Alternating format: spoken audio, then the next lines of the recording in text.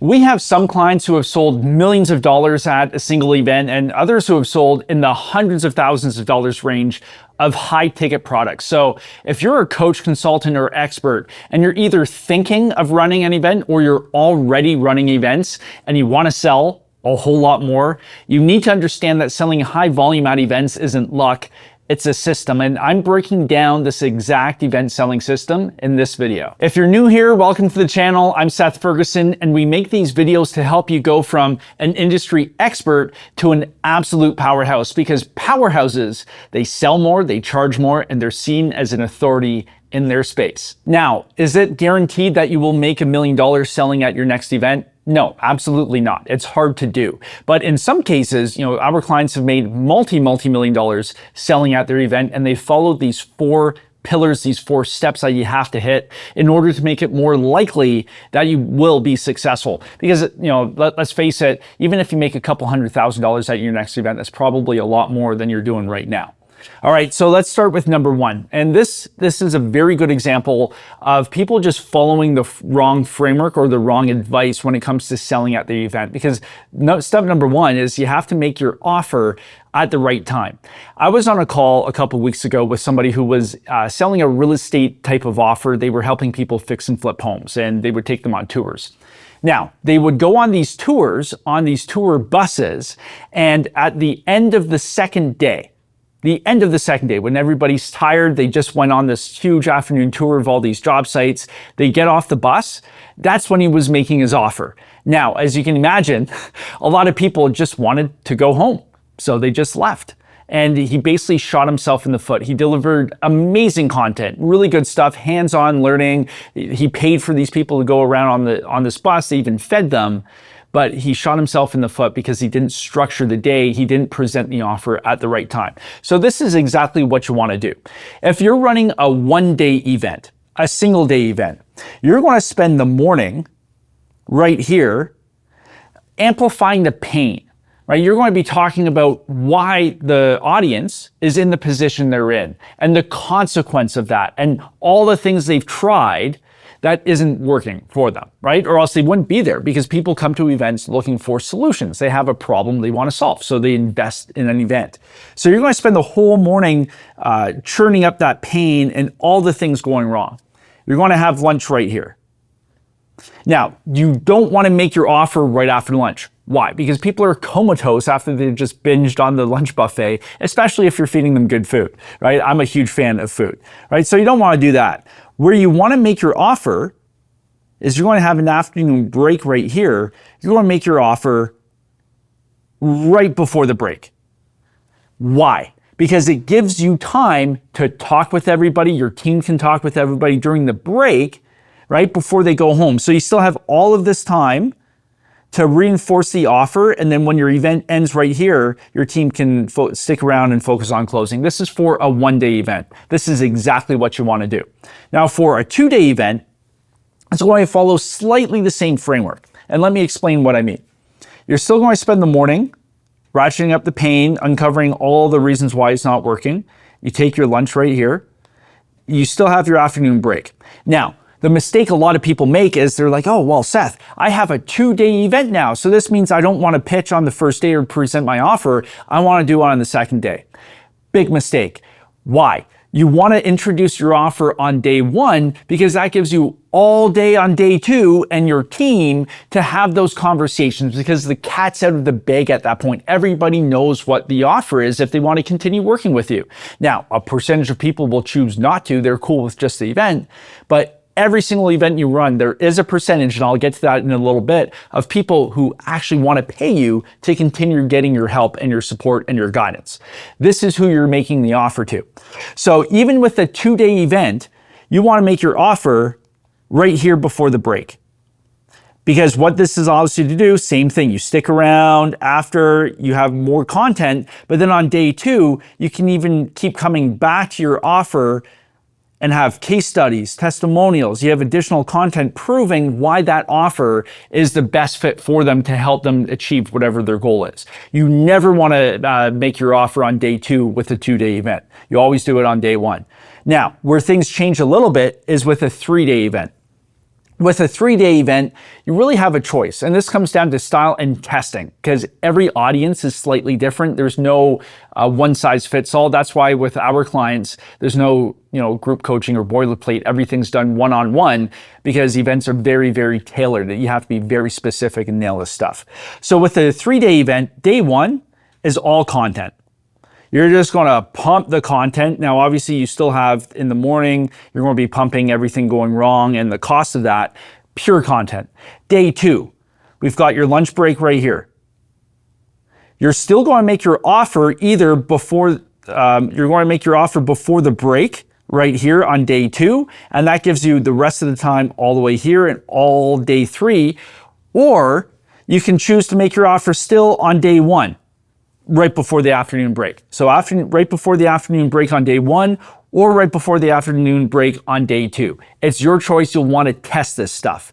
But again, it all comes down to the cat being out of the bag because now your team can have discussions and conversations with people with the audience already knowing the offer available to them.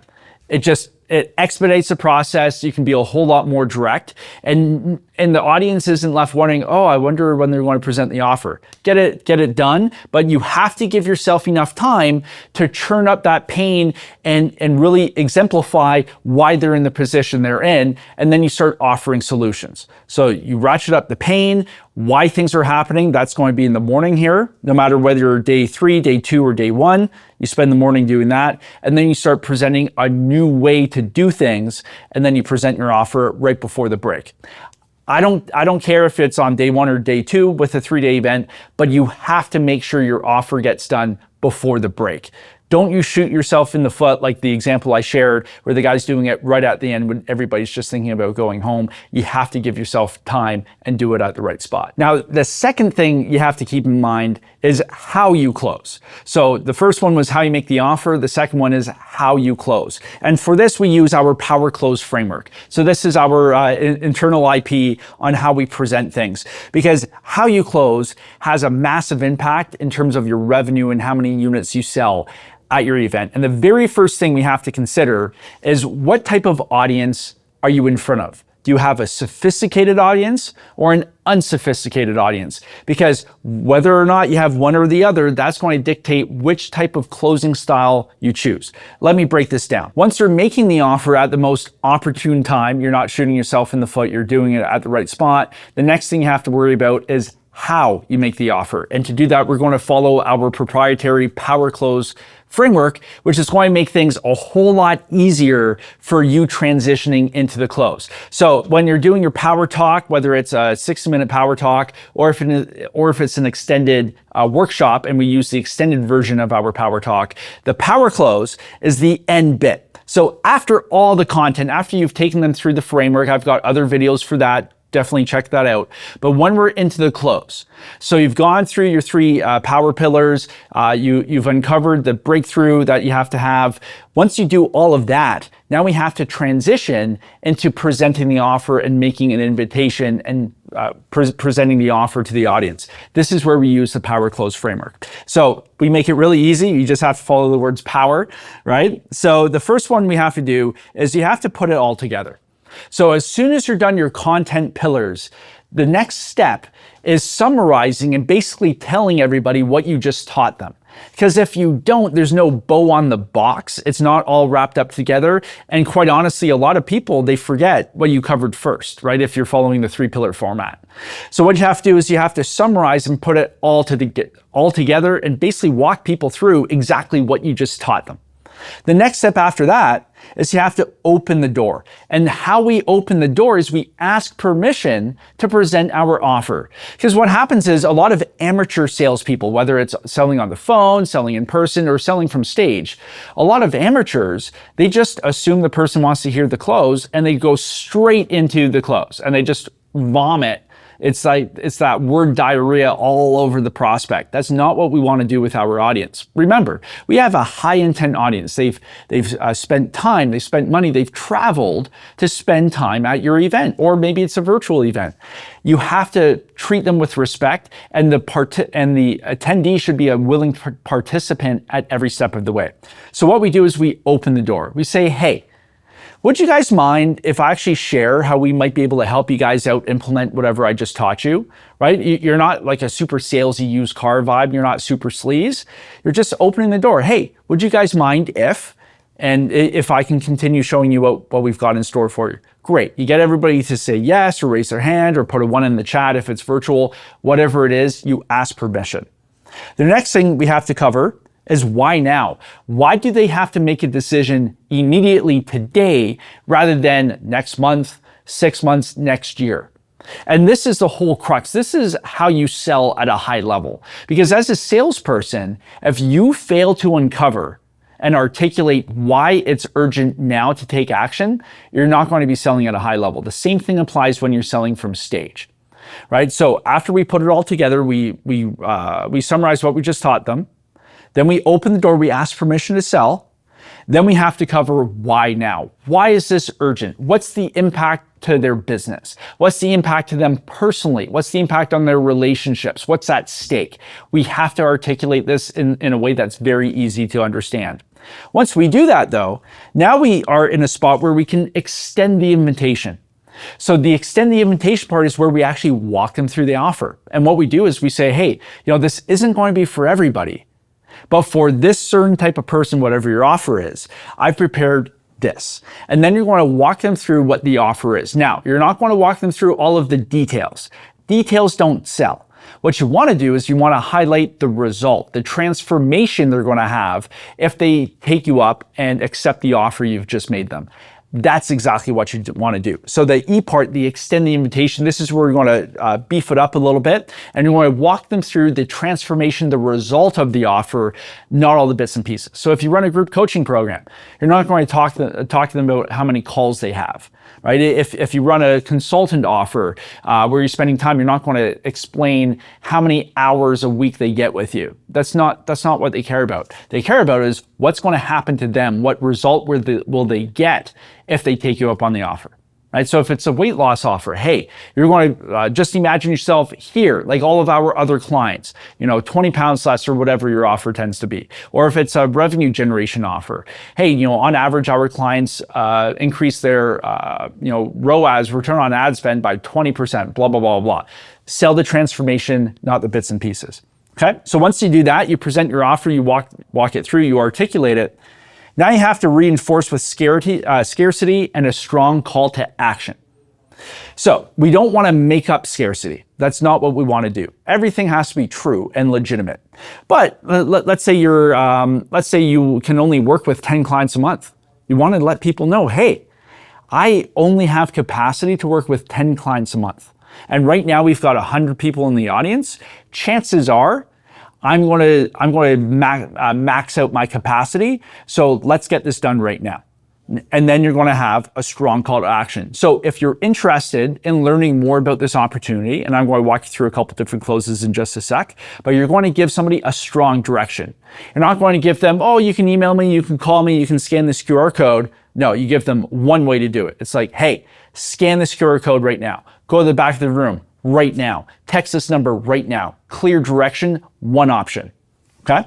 So once you've done the PowerClose, which is a great framework to follow once you transition from the rest of your power talk that we cover in other videos. But as soon as you finish with your pillars, you follow the PowerClose framework, and this is going to set you up for success at the end of the day. So once you know how to make the offer, now you have to know how to close. And how you close is going to have a massive impact in terms of your revenue and how many units you can sell at your event. And how we do it, how you choose to close, really depends on your audience. And we really have two types of audiences we're working with.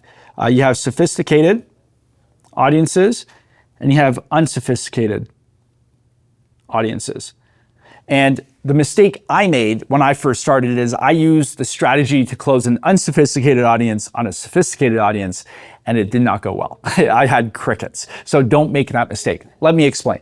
With an unsophisticated audience, these are generally lower ticket, lower income people, generally entry level. So they haven't been around the block. They're not super skeptical. You're selling something low ticket, and they're less they're less informed about the product, the market, that type of stuff. With a sophisticated audience, these are going to be a lot sharper people, generally higher income. You're going to be selling more high ticket to these people. For example, we have financial services. If you're selling investments for high net worth individuals, accredited investors, that's certainly a sophisticated audience. You're not going to sell to them like you do with an unsophisticated person who might be doing like an entry level, fitness offer, something like that. That would be unsophisticated. So let me break down exactly how you want to sell to both audiences. With the unsophisticated, you can actually do what's called a table rush. So I want you to picture 100, 200, a couple hundred people in the audience. You're going to follow the PowerClose framework.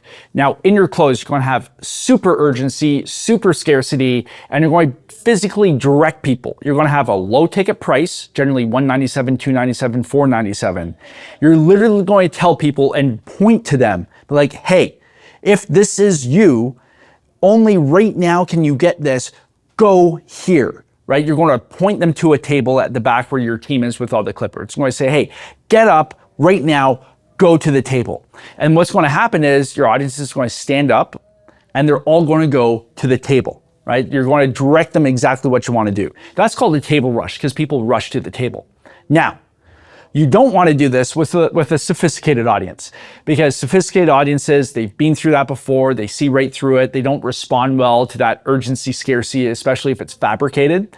You have to treat them with a lot more respect and a lot more elegance. I think elegance is the right word here. So to do this with sophisticated audiences, especially if you're selling financial services, higher ticket items to a more, to a more high-end audience, you want to use either one of these two. Now, there are a couple other strategies that we work with our clients, but right now I think these two are going to apply to you if you're watching this video. All right. So the first one is called a power plan.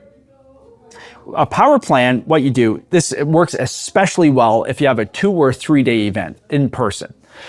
On day one, when your attendee shows up to register, you're going to schedule them for a one-on-one strategy session with somebody from your team on the 2nd or the 3rd day, right? Let's just assume it's a 2-day event. So day one, they show up to register, great. They get their name badge, all that stuff. They're automatically scheduled for a time on day 2 with one of your reps for a one-on-one strategy session. Now, it has to be valuable. Right? It's not just a sales pitch. It has to be valuable. And your sales rep should be able to deliver a lot of value and clarity for the prospect, for your attendee on what their problem is, possible solutions, outcomes, that type of thing.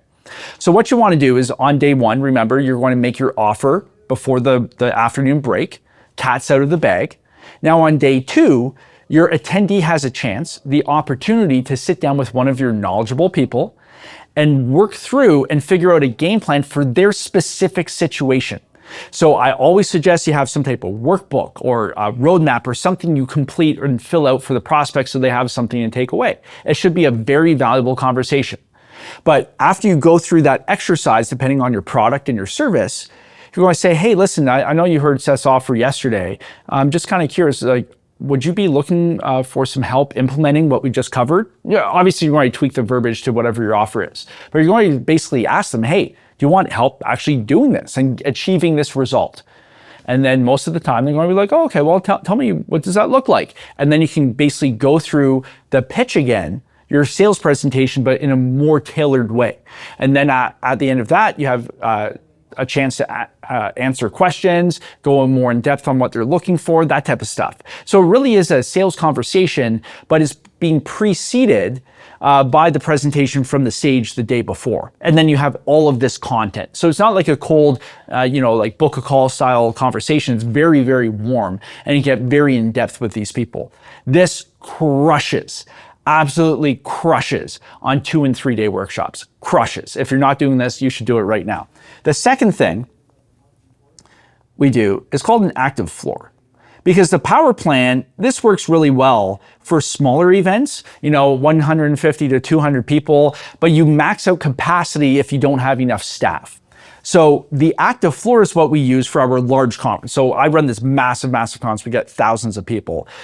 There's no way, we simply don't have capacity to do the power plan at our main conference. So what we do is the active floor. And what the active floor essentially is you split up your team into two different functions. You've got one function, the closer function, where they stay at your booths. You have high visibility booths and areas where they stay put. Those are going to be your more experienced sales reps. And then you have another team or multiple teams in our case that go out and they start conversations on the floor. They learn where people are struggling, what they're liking, what they're not liking. They start the conversation and then they invite people over to the booth where they can continue the conversation with the closer. So you've got like a hunter-gatherer type of approach. We call it a wolf pack internally, but you basically have your one team, your setter team going out, starting the conversation, finding prospects that you can help, and then they invite them over to the booth where your more experienced closer rep can, figure out what exactly is the right fit for them, and then they have the conversation. Now, if you're doing the active floor, very, very important, you have to have a place for people to sit at the booth. Why? Because you always close sitting down. You always close. You look at the top car dealership sales reps, you look at the top real estate agents, it doesn't matter what industry, you always close sitting down. So you should have cruiser tables or some more lounge chairs, whatever it is, with some waters. Get people sitting down. You can have a more relaxed conversation, but your close rate is going to be significantly higher if you get people sitting. So you've got Power Plan, it crushes for smaller events, and then active floor for the larger conference style events. For sophisticated, unsophisticated, you can do the table rush. It can work really, really well, but it's high risk because you have your one shot to do it, and if you blow it, you're toast. Now, I'm going to go through conversion rates in just a second, but before I do, I want to touch on the most important thing that matters when it comes to selling a lot of product at events. It's not the marketing of the event. It's not how we close. It's not how you pitch. It's not even how you make your offer, whether you do a active floor or a table rush. That stuff doesn't matter compared to this. It's who's in the room. Because if you have a bunch of unqualified people who are not a fit for what you're trying to sell, you will sell zero, right? So the audience fit has to be there. It's the most important thing. And a lot of people want high numbers. They see my conference where we get a massive crowd. They see my workshops where we fill up rooms. That doesn't matter if it's not the right people. So I would much rather you have a smaller event filled with high quality prospects who are a perfect fit for what you do rather than a larger crowd who's not a fit. So how do we make sure we have quality people? Let me walk you through the things you have to take into consideration. Number one, price point. What is the cost to get into the room? Because you could have a freebie event.